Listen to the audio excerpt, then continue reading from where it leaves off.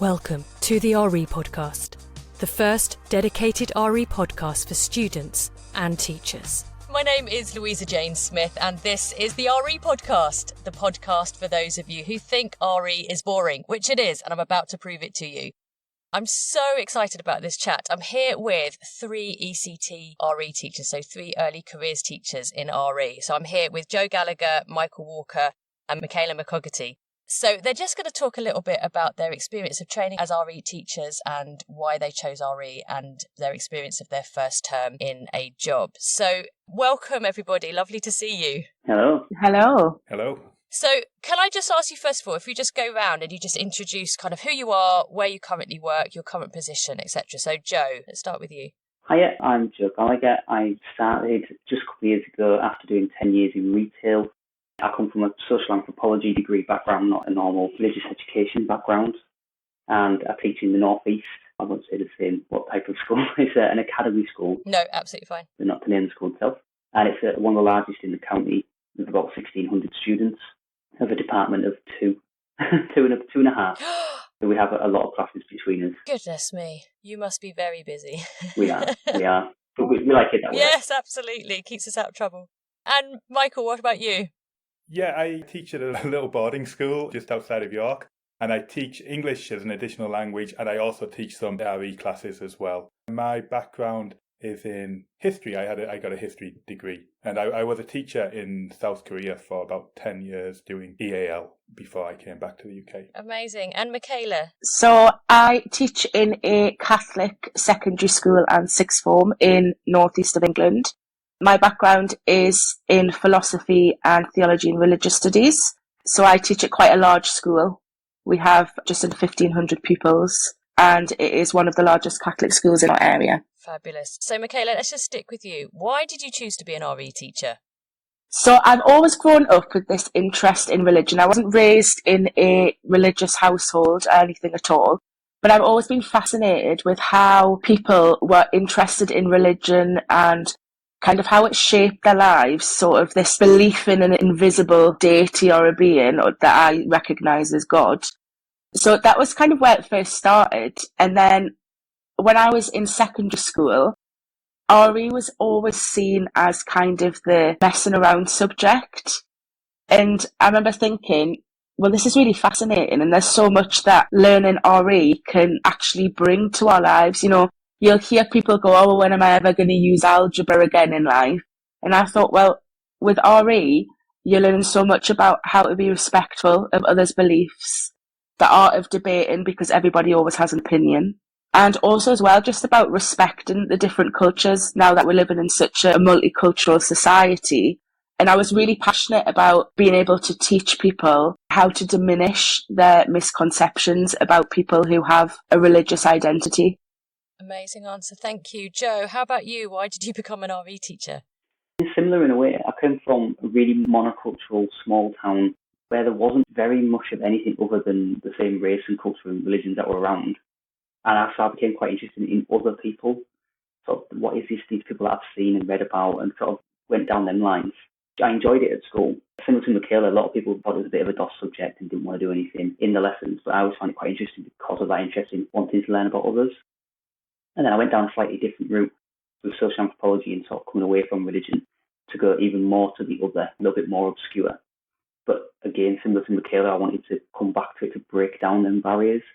It's too easy, and I'd seen too much of it, of people just othering everybody else, rather than, right, how can we show people that we may have some different beliefs between us, but we are all experiencing the same experience of life. Brilliant. And Michael, what about you? Yeah, it's kind of similar in a way. But mainly when I was teaching EAL, I found that a lot of the lessons I was doing, they were based on the same kind of issues we discuss in RE.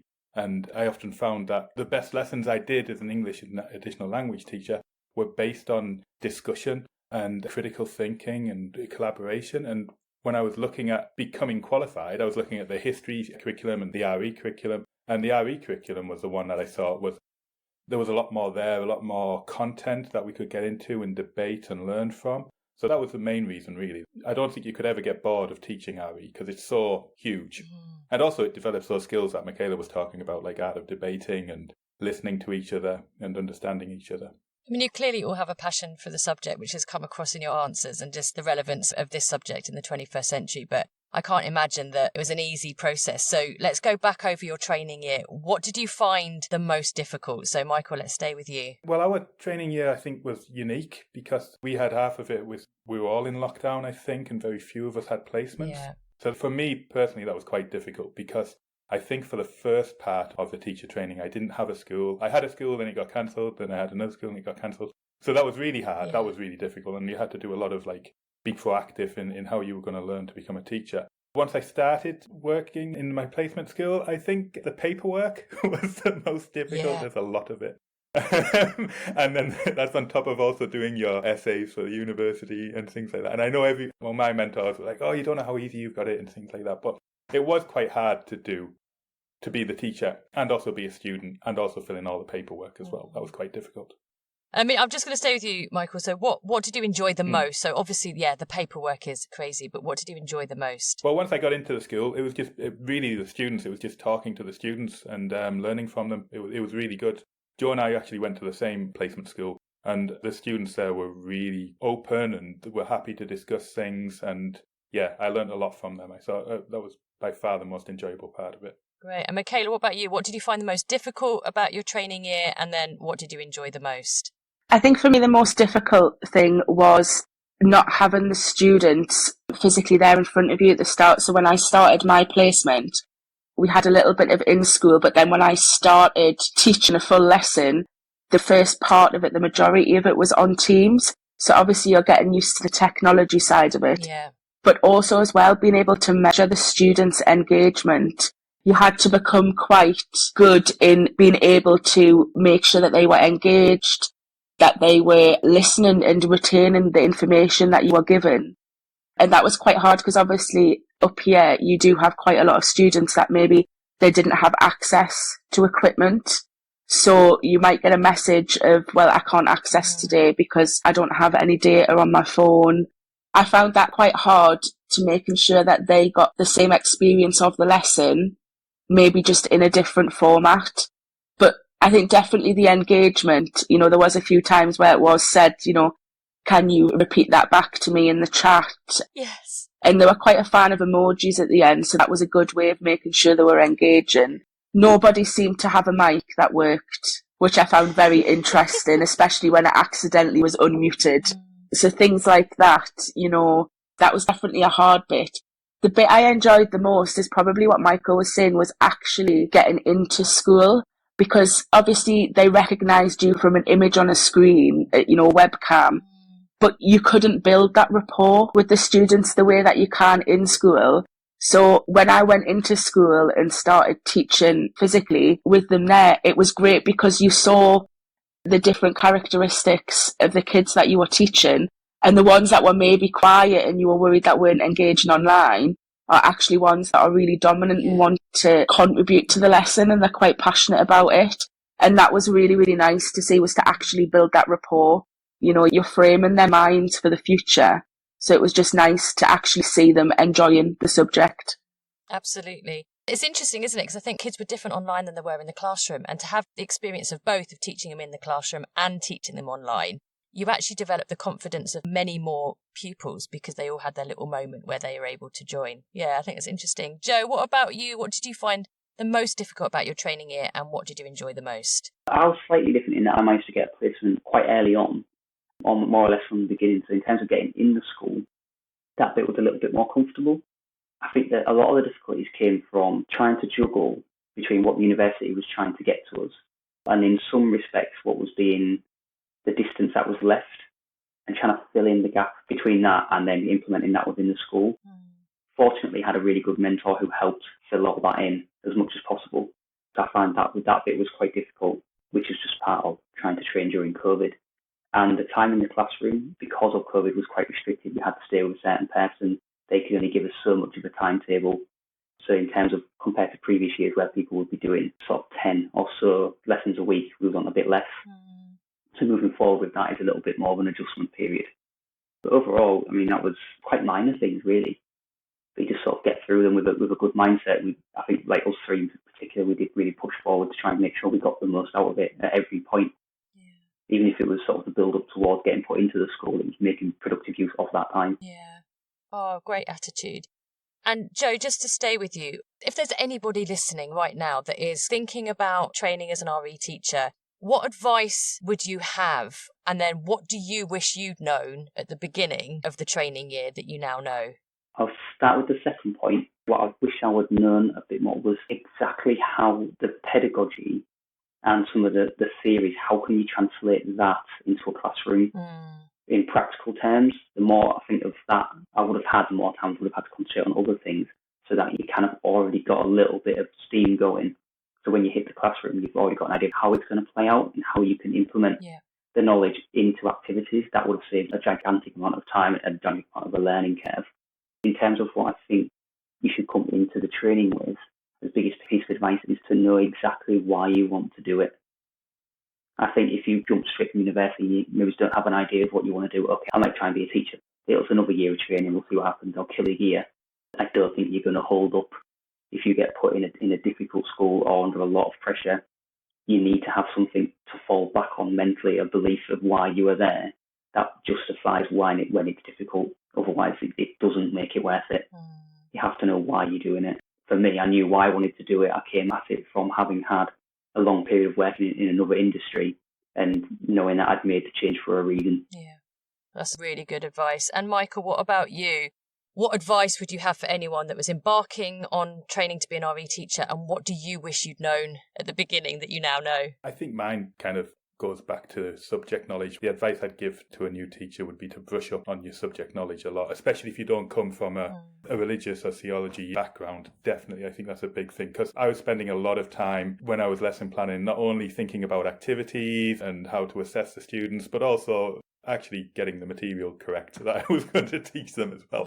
So that's something that I think you could spend your summer before you start your course really brushing up on the content that you're going to teach. What do I wish I'd known at the beginning of the course? I think probably the most important aspect of it is the practical side of the teacher training. So it is really important to get as much information and as much experience out of your placement skills as possible. So we couldn't do it because we had to stay in a bubble, but I would have liked to have been able to go to a lot of different classes and different subjects and observe teachers, history teachers, geography teachers, English teachers, maths teachers, and do a lot of observation there, because you'll never get that chance again when you actually become a teacher to have that spare time to go into another person's classroom and just observe their teaching style. Really interesting. And can I just, as a follow-up question, is there any resources that you found really helpful for brushing up on your subject knowledge? Is there a book or a website or anything like that you found particularly helpful? Yes, our course leader at the University of Sunderland, Jo McShane, she's fantastic. She gave us lots of PDFs of books that we could use and things like that. I would definitely recommend investing in one of the NATRI subscriptions. You can get the National Association of Teaching RE. That would be worthwhile, definitely. That would be money well spent if you could get that like as a birthday present or a Christmas present. That's an amazing source of resources. Absolutely. Some of their publications they give out, I've literally just taken them and put them into the classroom, the activities that they've done there. That's really good, Absolutely, And I know that there's a lot of people that listen to the podcast that are from NATRE, and the stuff they're putting out on social media as well. It's just inspired and really great. So, go on. Yes, sorry, yes. And also do your Twitter thing as well, because there's so many good people who are RE teachers on Twitter who just love to share information about things. That's a really useful mine of information, definitely. Yeah. Absolutely. The RE community on Twitter are just fabulous people. Michaela, what about you? What do you wish you'd known at the beginning of the course that you now know, and what advice would you have for anyone embarking on training to be an RE teacher? So I think any advice I would give to somebody training is to challenge yourself. Don't be hard on yourself. I think it's really easy when you're training as a teacher, just in any subject, that if maybe a lesson didn't go perfect or, something could have come across a bit better, just to remember that you are training. Even teachers that have been doing it for 20, 30 years are still going to have lessons that aren't perfect, that could have maybe been a bit better. And I think it's really important not to be self-critical.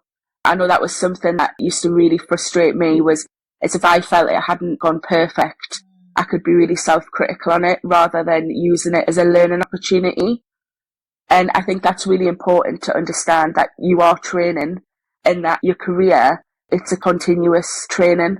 Not every class is going to relate to the same lesson as the class you taught like 2 days ago. And that's really important.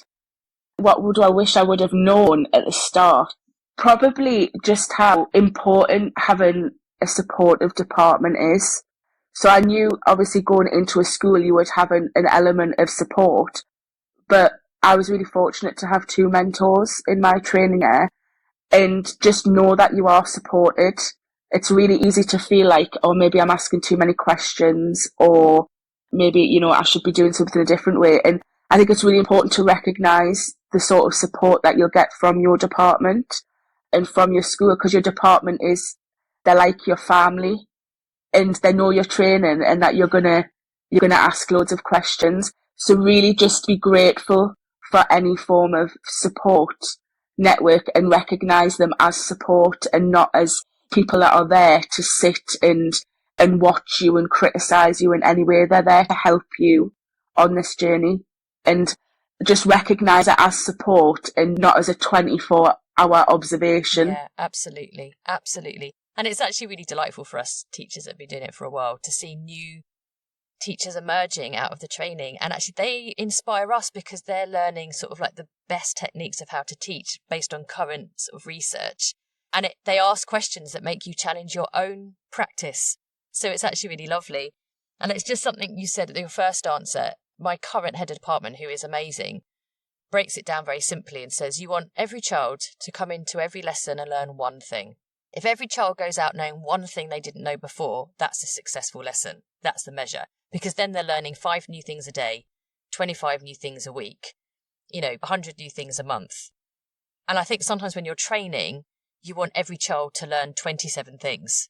Everything that you've planned, you must be able to do perfectly. And that's unrealistic. And so I think it's really good to be self-critical and to look back and go, could I have done that better? I'm still doing that. Every lesson I teach, go, actually, I need to tweak that, or that didn't work, or I should have managed that situation better. But your overall message is, did every kid learn something?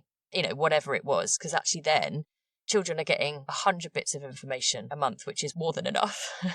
More than enough. Michaela, let's just talk a little bit about teaching as a person of faith.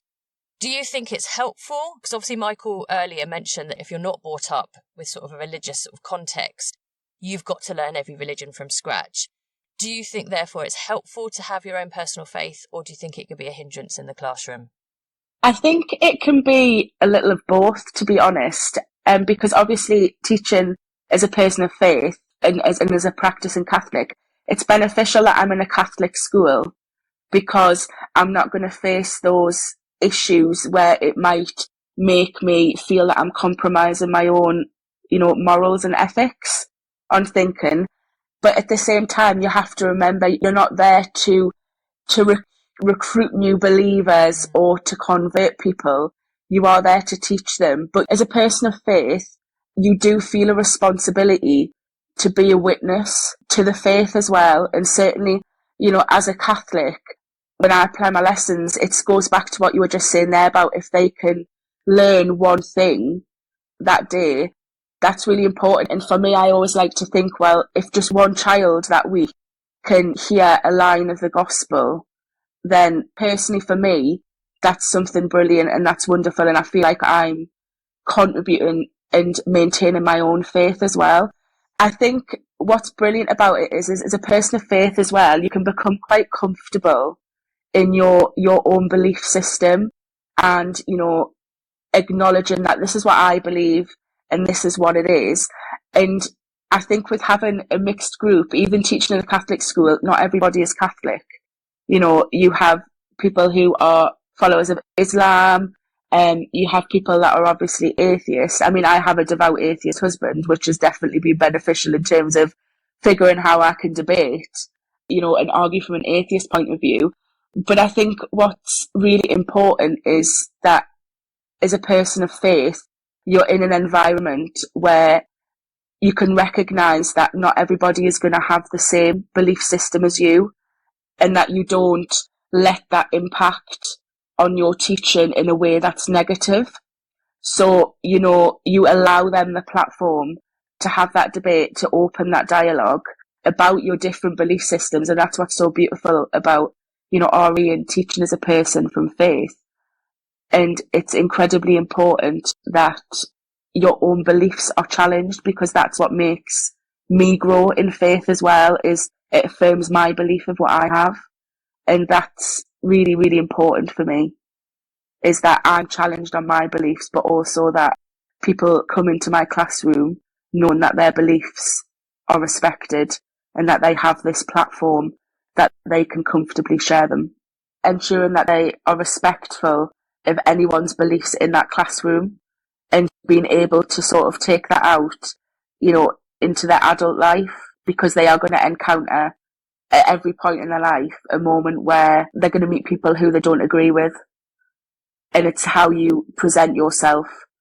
And that's the one thing I always want, is that people are comfortable to actually share their beliefs or share their doubts even. And I think that's good. I think that's a positive thing. Absolutely, Michaela. Joe, what about you? Do you think having a faith is a help or a hindrance in the classroom? It's kind of difficult for me to say what it would be like to have a faith, because I don't have a faith. And my school is just an academy with no faith sort of symbol attached to it. And there's not a lot of students of faith, or at least that declare and practice it. And as a department, we are a philosophy and religion department, and we look at it from a critical point of view, but again, like Michaela says, within a safe space. So it's to be challenged and to challenge other people, regardless of whether it's just a viewpoint, but sort of taking it as a world view entirely, and that's how we kind of attack it from that point of it's a safe space to have a discussion, so that if people wish to, we never ask, but if you wish to bring up your own personal beliefs and discuss them, then absolutely that's the safest place for us to do that. And that's where we come from with it. Personally, I find it easier to not have faith, to be objective and not feel like I'm having to give up, or even having to challenge myself in saying something I might be uncomfortable with. I think that does give me some flexibility. But as a teacher of RE and philosophy, you need to have that anyway. And I think if at any point discussing another viewpoint is going to make you uncomfortable, then that's not necessarily the position you should be in. Yeah. You might want to feel you need to do something else at that point, I would suggest, because you need to be objective as a teacher to give these points of view and then discuss them and debate them. Whether you believe in them or not, you need to be able to park that to one side. Yeah.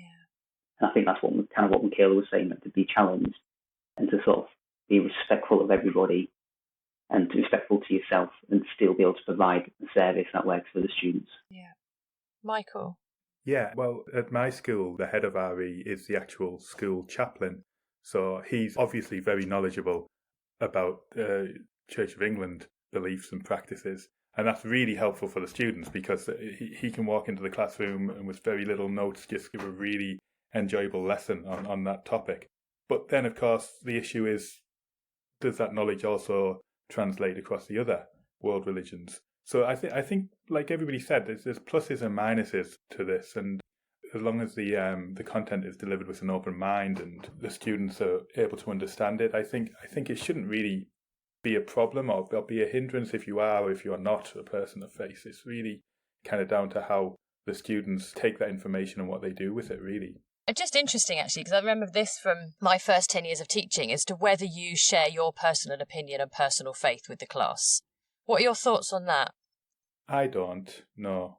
I try to, maybe it's because of my English teaching background, I try to get the students to talk a lot more than I do, so I very rarely share my own personal views on things. But I would be kind of like a devil's advocate about things and to get the discussion going and things like that. But yeah, I try not to, just simply because I'm not really 100% confident that my views will still be my views tomorrow, if you see what I mean. Yeah, They're quite absolutely. changeable. So. Yeah. Yeah. And I also try to get that across to students, that it's okay to change your mind, your views about things. Yeah, absolutely. That it's not fixed. It can be fluid as you experience more of life and meet different people. Joe, what about you? How do you feel about sharing your personal faith or personal beliefs with the class? In my department, the head of department doesn't. She doesn't discuss it. It's very, this is what we're going to talk about, this is where we stick to, these are different ways you can think about things. I do have them discussions if I will sort of say, I'm maybe believe this and certain beliefs I do have that I'm quite strong about, but I always use it as a point of association for the kids to say, look, I think this is where I'm coming from. Other people think like this. You can be objective and talk about different points of view regardless of how you feel. Yeah. And I use it as a kind of a segue for the students to try and open up. If I open up to them, then hopefully they open up to me if need be, and if it's relevant. And I think that helps some of the associations that I've got and some of the relationships I've got with some of the students, is that they can sort of see that human side, how I see it, to be able to share with them how I feel about not all topics, but certain topics where appropriate. It's interesting to have two sort of very different answers and both of them equally as valid, but it's really about your own personal point of view, isn't it? Michaela, what about you? Do you talk about your own personal Catholic faith? Is it easier because you're in a Catholic school? Yes, I do. I don't do it in a way where it's like, this is, my name's Mrs. McCoggerty and this is my life story.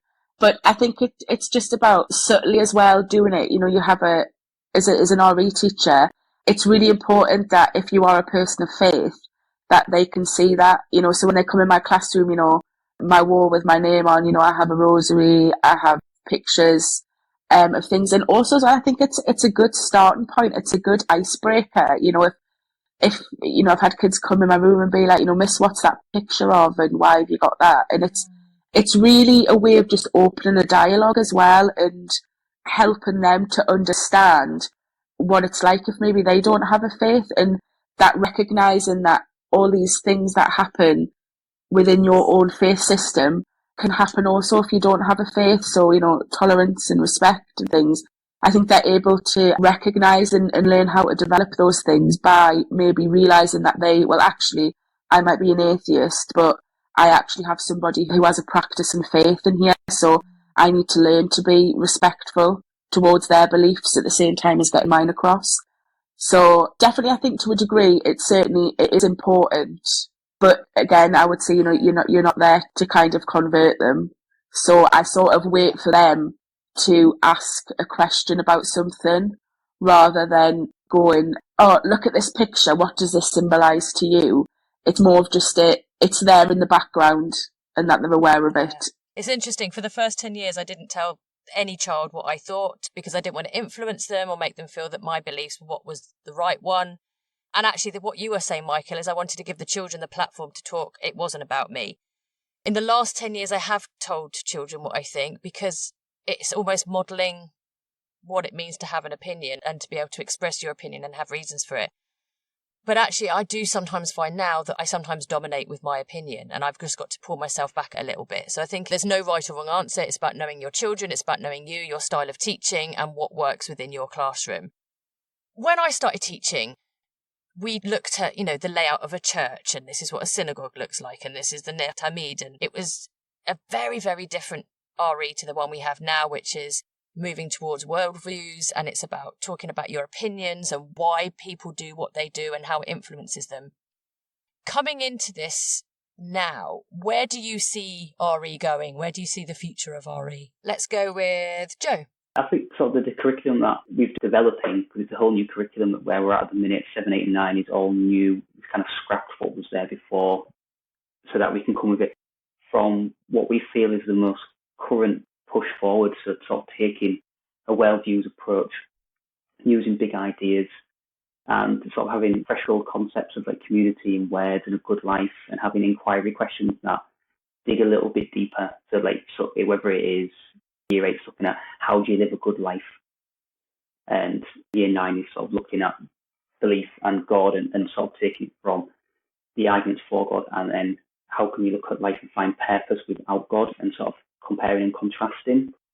And I feel like that's more where we're pushing forward, is using bits of theology, bits of social science, bits of philosophy, and sort of developing all them tools together so that you can critically look at religion and not just focus on very surface level, like you say, these are all the different separate parts of a church, and this is what this bit does in a mosque.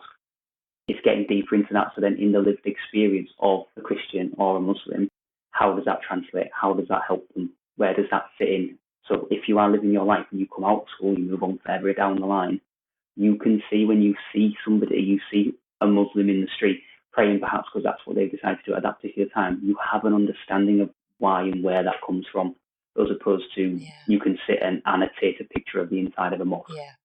I feel like it's more applicable and more giving skills for further life rather than just can you answer a yes or no test question. Yeah, absolutely. Michael, what about you? I'd like to see it have more cross-curricular links, because I think there's a lot of stuff that we do in the RE classroom that it can also be transferred into not just the humanities as well, but also into other lessons. So I'd like to see more of a connection there amongst all of the subjects. So I often think it's a bit strange that a student leaves a maths class where they're doing algebra and then they've got 5 minutes to walk to an RE class where they'll be doing the inside of a mosque, for example, and it's like, how do they manage to change their mind into thinking from that to that? I couldn't do it. So it'd be nice to have some kind of like progression across all of the subjects. Really, that would be cool. And also, I like the education part of the religious education. So I'd like to see more focus on them developing those critical thinking skills and the 21st century skills that are going to help them. And also, because religion's all about reflecting on yourself and your views and what's happening in the world, I'd like to see that in the RE classroom as well, where the students reflect on their learning a lot more and develop as learners, as Joe was saying. That would be cool. Yeah, almost the sort of metacognition side of things, isn't it? Yeah, definitely, yeah. I just want to sort of slightly change things. So you've just almost about to come to the end of your first term as an ECT. How has it been? So Michael, stay with you. How's your first term been? It's been really good, actually. I've really, really enjoyed it a lot. I don't know if that's because of the school I work at, or I'm also only a part-time teacher, so that may also help as well. Yes, but probably, I think. But yeah, I've really enjoyed it, and I've learnt a lot. I'm very happy that I decided to come back to the UK and get qualified and pursue this career path. It's been really, really good. Yeah, I've enjoyed it. And can I just ask you what your funniest moment of your career so far has been? This is like the hardest question ever, because I couldn't think of one. There was one time in the school in Bishop Auckland, which is a town in County Durham, when during our placement, and I walked in and I was all suited and booted and looked very smart. I think it was the first day I was teaching them, and one of the children stood up and asked me a question, and the question was, "Are you a Tory?" And I thought, oh, that's a bit of an interesting question. And I think it's just because I was wearing a shirt and tie, to be honest with you. And I just said, that's the nicest thing anybody's ever said to me. So, and then at this school I'm at, it's the complete opposite to that school.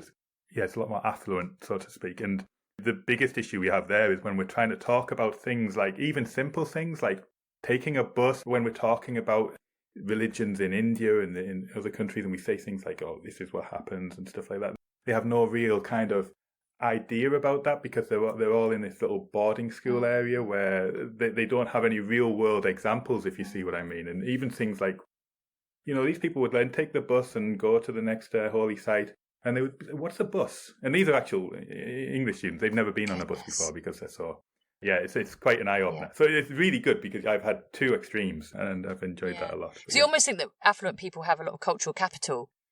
And maybe they do, but maybe it's that real life experience that they don't have. Yes. That's right. Yeah. But that's one of those misconceptions that you might have sometimes, that you've also got to think about that when you're dealing with the students. Yeah, absolutely. Michaela, what about you? How's your first term been as an ECT, and what's the funniest thing that's happened to you so far? Do you know what, my first term, it's had its ups and downs and things, but overall it's been wonderful. It's been a real sort of affirmation that this is the job I want to do. Like Joe, I come from a background of retail, and I don't dread going into work anymore to wait and to see what's happened. But I think one of the things that I found quite daunting in the first half term is, obviously in your training year, you have someone with you in the classroom all the time, giving you feedback. They're there to kind of as your support network. And I remember walking in the first day and this realization of, I'm responsible for these kids' learning, me and solely me. And that was a little bit daunting. And that was sort of something that took me a couple of days to get used to. And also just having the confidence to trust that you know what you're doing. But overall, it's been wonderful. I don't think I would ever want to do another career now. Even on the days when you go home and it's been stressful and, you might be wondering, about a kid that something's happened that day. It's a privilege to teach. I never really understood what that meant when people used to say it's a privilege and a vocation, and it really is. It's a privilege to go in and just change for a couple of hours a day and actually talk about something that you love and you're passionate about, and seeing how your deliverance of a lesson can change someone else's outlook. Sunniest moments, definitely building a rapport with the kids and getting to know them and their own little sort of quirks that they have, and that's been really good. Probably one thing that absolutely fascinated me, which is really random, was just seeing how heavy downpour can really change the concentration in your lesson, or a flutter of snow or a noise, and just really realising that sometimes we, as teachers, obviously we're professional and we're standing there and we lead by the example, but if you've got a noise all of a sudden going off, it just recognising that you can be just, it can switch in a second, and that we're all just, we're human, and, and sort of say, someone going, hey, can you, did you see that out there? It was raining. It's like, well, yes, I did see, and it's, stuff like that, but just mainly just the relationship to the kids and seeing how much you just remembering something about them, whether it's that they've got a puppy that weekend, how much they actually, value you remembering stuff like that. And for me, little moments like that, or when someone's done well on an assessment that they maybe struggled in the previous one, actually seeing them have a little bit of self-belief for me is really important, and that they recognise it as well. Yeah. Those relationships that you build with the children is absolutely everything. If you have a relationship with a child, they will behave for you, they will enjoy your lessons, they'll feel safe. It's the bedrock of what we do. Michaela, just any funny moments, anything that's happened that's just been, just made you laugh? So I have stumbled in my heels. Oh, yeah. That's happened when I've walked outside, which was quite funny. And also, I think as well, was just some of the responses you get when you're marking assessments. So, for instance, they were doing ones on sanctity of life, and I was reading through, what they meant to say was life begins at conception, and they put life begins at contraception, and when you just sit in and you're thinking this is quite the opposite.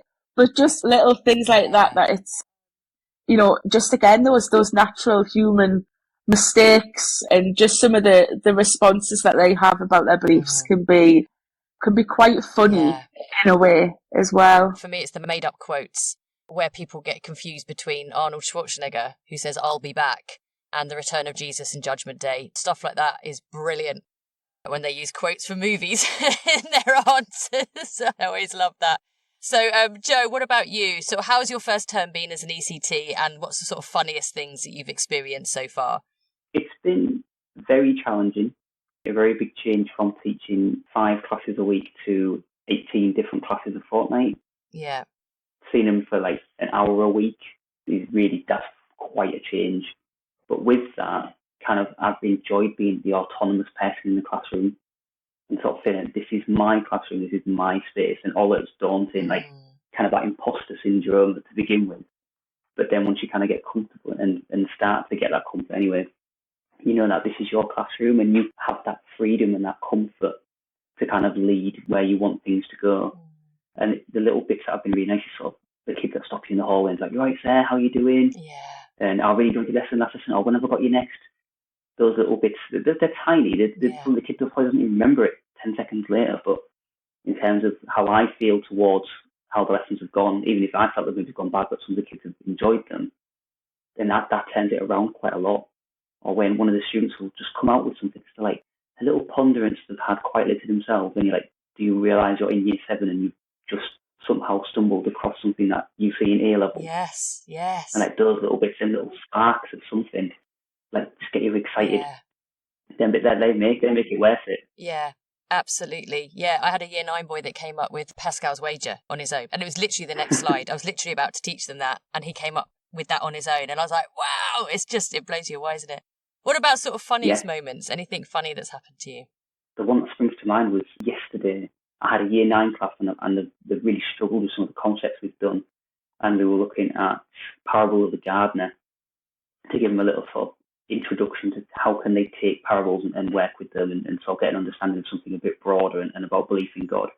And there was one boy, I said, right, I need 3 volunteers to read out a script. I kind of scripted it out rather than just reading it out. And this boy was only really quiet and sitting at the back of the class, doesn't really say anything. And he put his hand up and said, okay, you can have the narrator's position. You can have that bit. So he came up and he just gave like a Brian Blessed type, full accent, big bellowed narration of the story. And I just doubled over. I was like, this is brilliant. Oh my God. Where did that come from? Yeah. Oh my God. We work with just amazing people, don't we?